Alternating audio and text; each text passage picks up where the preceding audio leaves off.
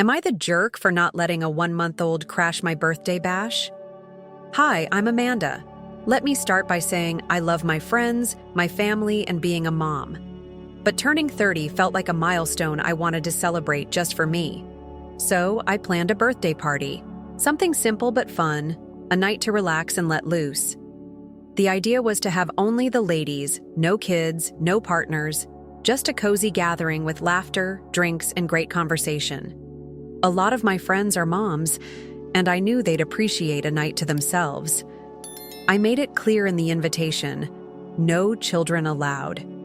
It wasn't about excluding anyone. It was about creating an atmosphere where we could all focus on each other without distractions. One of my closest friends, Clara, had just given birth. Her baby, Emma, would be a month old on the day of the party. I thought about her when I sent out the invitation because I knew it might be hard for her to attend. But the no kids rule felt important to me, so I stuck to it. When Clara reached out, she seemed excited about the party. But then she asked if she could bring Emma. That's when things started feeling complicated. I understood her situation. Emma was a newborn, and Clara was still adjusting to motherhood. Still, I hesitated. I pictured the evening I had planned, the energy I wanted, and how different it might feel with a baby there. I wanted my birthday to be about celebrating this milestone, not about navigating the needs of a newborn. I felt torn. Saying no might hurt Clara, but saying yes felt like giving up on the vision I had for my celebration. It left me questioning. Was I being selfish? When Clara called me, her voice was warm and familiar. We'd been friends for years, and I'd always admired how straightforward she could be. After exchanging the usual, "How are you?" pleasantries, she brought up the party. She said she was excited to celebrate with me and loved the idea of a girls' night. Then, almost casually, she asked if she could bring Emma. I paused for a moment, trying to gather my thoughts. "You mean bring her to the party?" I asked, even though I already knew the answer. "Yeah," she said. "She's so little, Amanda, and I'm breastfeeding. I can't leave her for that long." Her tone wasn't confrontational, but I could sense she felt strongly about it. Clara had always been a devoted friend, and now she was pouring that same energy into motherhood. I could understand her reasoning. A 1-month-old is demanding, and leaving her might feel impossible for Clara. Still, I couldn't ignore how her request made me feel. My mind flashed to the image of the party, friends laughing, music playing, everyone enjoying themselves. And then I pictured Emma, crying, needing attention, shifting the focus. I took a deep breath and tried to respond thoughtfully. "I completely get that, Clara. I know how tough it is with a newborn. But I really want to keep this a kid-free event. It's just one evening, and I want everyone, including you, to have a chance to relax without distractions." There was silence on the other end of the line. Then Clara spoke, quieter now. "I just thought you'd understand, being a mom too." Her words stung, but I stood my ground. "I do understand. That's why I'm doing this, for all of us, so we can have a little break." The call ended politely enough, but I could tell she wasn't happy. That's when I realized this wasn't going to be as simple as I'd hoped. After my conversation with Clara, I couldn't shake the uneasy feeling that had settled over me. Her words replayed in my mind. "I just thought you'd understand. Being a mom too." She wasn't wrong. I did understand. I'd been in her shoes not long ago, with a newborn attached to me 24/7, feeling like I couldn't go anywhere or do anything without my baby. But this time, I wasn't just a mom. I was a woman turning 30, trying to carve out a little space to celebrate myself. I spent the next few days turning the situation over in my head. On one hand, it was Clara, one of my closest friends. She'd always been there for me, and the last thing I wanted was to make her feel excluded. On the other hand, I couldn't ignore how strongly I felt about this rule. No kids meant no kids. If I made an exception for Clara, what would I say if someone else asked to bring their child? The guilt began to creep in. I'm a people pleaser by nature, And the idea of someone being upset with me, especially someone I care about, was almost unbearable. I even caught myself imagining scenarios where I just caved, letting Clara bring Emma. But every time, the vision of the party shifted. Instead of laughter and lighthearted fun, I saw everyone gathered around the baby, cooing and fussing. It wasn't about disliking Emma. She was a sweet baby, and I was thrilled for Clara. But this night wasn't about babies or motherhood. It was about my birthday. And as selfish as it sounded, I didn't want to share that spotlight, even with a newborn. I tried to get some perspective by talking to my husband, Ryan. He listened patiently as I spilled everything: my guilt, my frustration, my doubts. "I think you're allowed to set boundaries, Amanda," he said. "It's your party. If Clara can't come, that's unfortunate, but it doesn't mean you're wrong." His words were reassuring, but the knot in my stomach didn't loosen.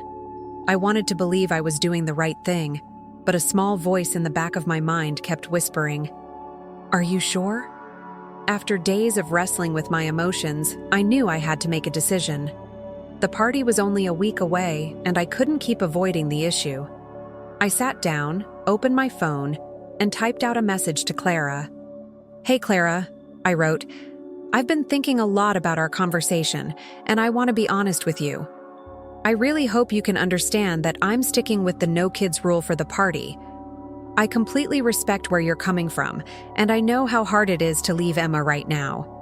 But I also want to honor what I've planned for this celebration.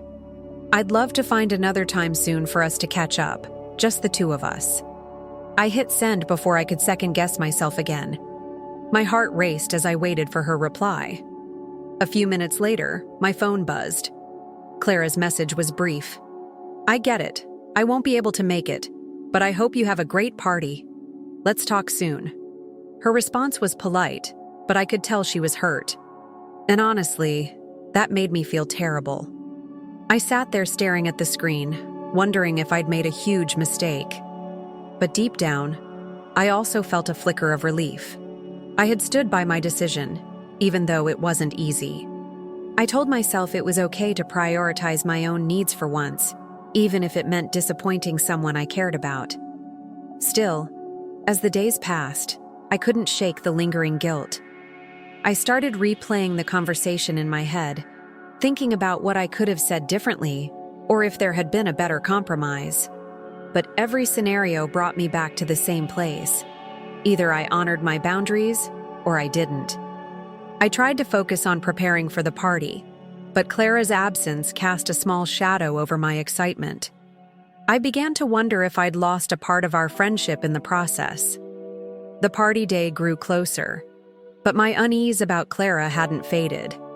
I told myself I'd done the right thing, yet her quiet, polite response to my decision still lingered in my mind. We hadn't spoken since that message, and I couldn't help but feel the distance growing between us. 2 days before the party, I received a text from another mutual friend, Sophie. "Hey, I heard Clara's not coming. She mentioned she's upset about not being able to bring Emma. Are you two okay?" My stomach sank. Clara hadn't said anything directly to me since our exchange, but now I knew she was venting to others. I felt defensive and frustrated. I wanted Sophie and everyone else to understand. This wasn't about Clara or Emma. It was about what I needed for this one night. But the more I thought about it, the more I wondered if I should reach out to Clara again. I decided to call her, hoping we could clear the air. When she picked up, her tone was polite but distant. "Hey, Clara," I said, trying to sound upbeat. "I just wanted to check in. I know the party situation has been a bit awkward, and I don't want it to come between us." Clara sighed softly. "I get it, Amanda.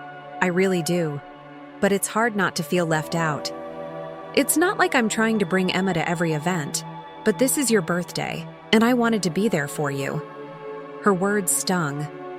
I reassured her that her presence mattered to me, but I could sense the hurt in her voice. She wasn't angry, just disappointed, which in some ways felt even worse. We ended the call on good terms, but I knew things weren't fully resolved. The tension between wanting to celebrate my milestone and not wanting to alienate my friend weighed heavier than ever. After my conversation with Clara, I decided to get some outside opinions. I casually brought it up in a group chat with a few friends who were also invited to the party. I didn't mention Clara by name, but explained the situation. The no kids rule, the request to bring a newborn, and my decision to stick to the original plan. The responses were mixed. Sophie, who had already hinted at Clara's feelings, was the first to reply.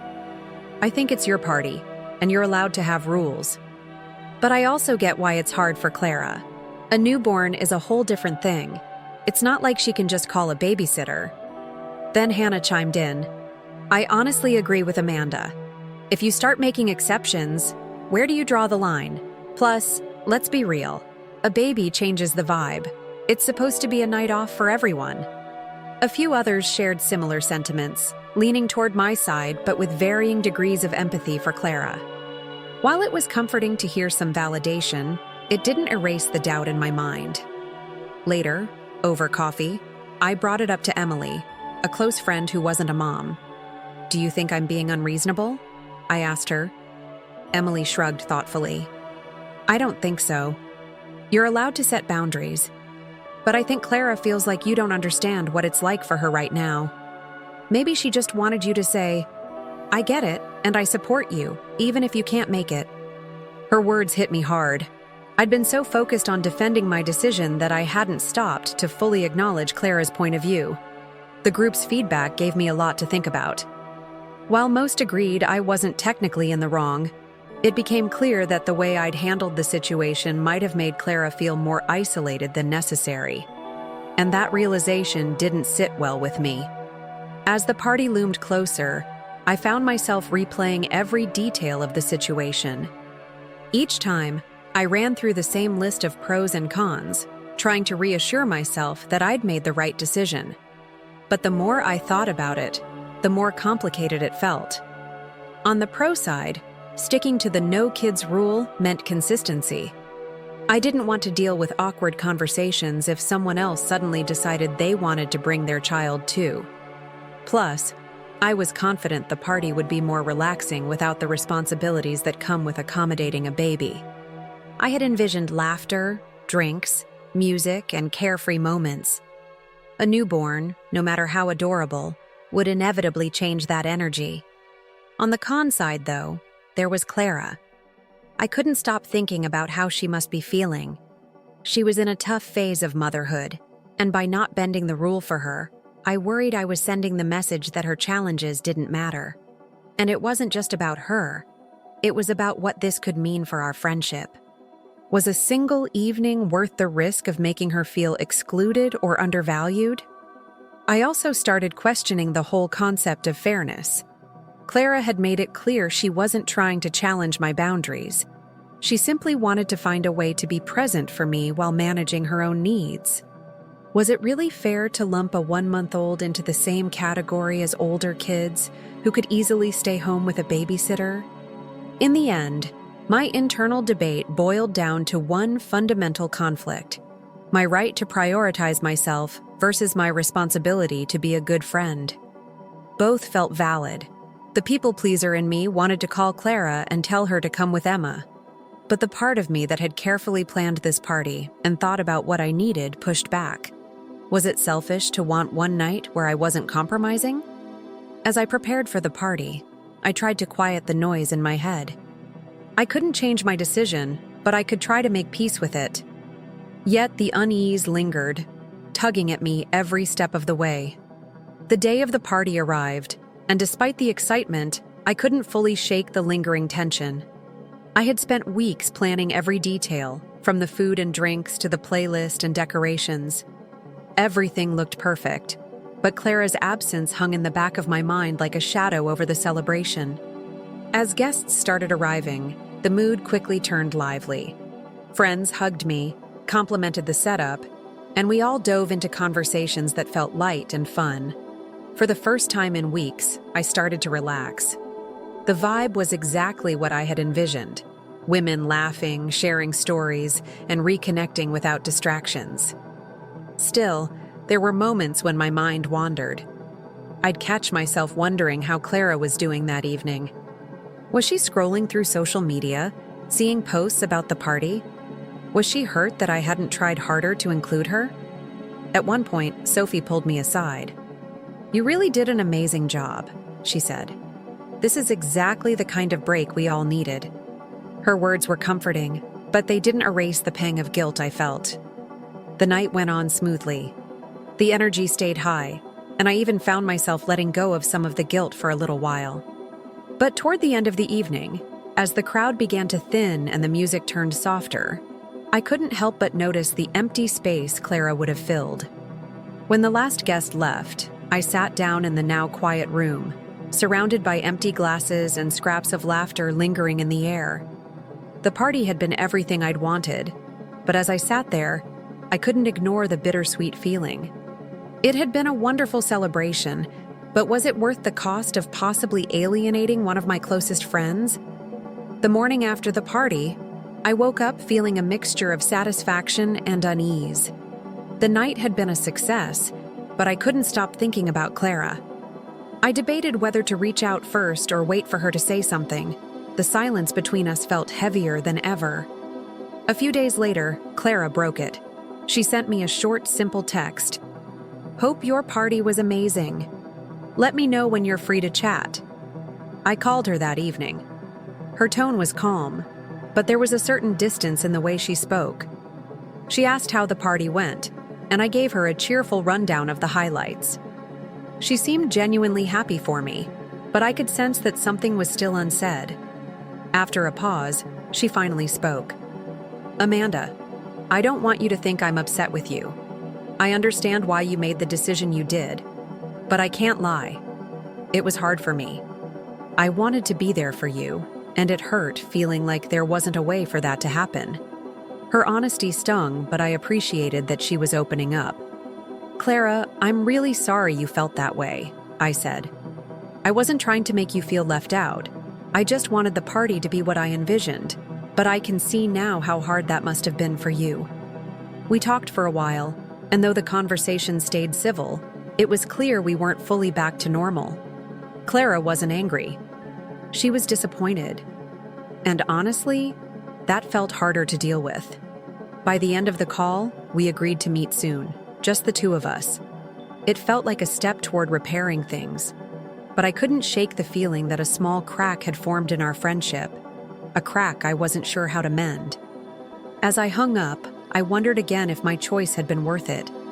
For the first time, I started to question whether I could have handled things differently. Looking back on everything, I'm still conflicted. Sitting here now, recounting this story, I can't help but ask myself if I could have approached things differently. Was I wrong to hold firm on my no kids rule? Was I selfish for prioritizing my vision for the party over Clara's circumstances? The party itself was everything I wanted it to be. Everyone had a great time, and for one night, I felt like I could just enjoy myself without worrying about the usual demands of life. But every time I think about the empty spot Clara would have filled, the laughter she would have added to the night, I feel a pang of guilt.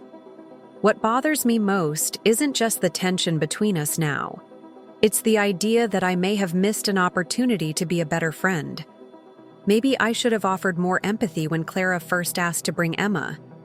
Instead of focusing on my party's vibe, I could have acknowledged how isolating and overwhelming the early days of motherhood are. Then again, I wonder if bending the rule would have been fair to everyone else. Would I have resented the compromise and spent the evening feeling frustrated? It's hard to say. I've run through the scenario in my head 100 times, and no matter how I frame it, I still end up questioning myself. Clara and I are on good terms now, but things feel different. The warmth we used to have feels slightly dulled, and I can't help but feel responsible. So I'm turning it over to you. Am I the one at fault here? Should I have let Clara bring Emma, even if it meant shifting the tone of the night? Or was it okay to set boundaries for a day that was supposed to be about me? I genuinely want to know what you think. Maybe hearing other perspectives will help me make peace with this decision, whether that means realizing I was right to stand my ground or admitting that I let my own priorities overshadow my friend's feelings. So tell me, am I the asshole?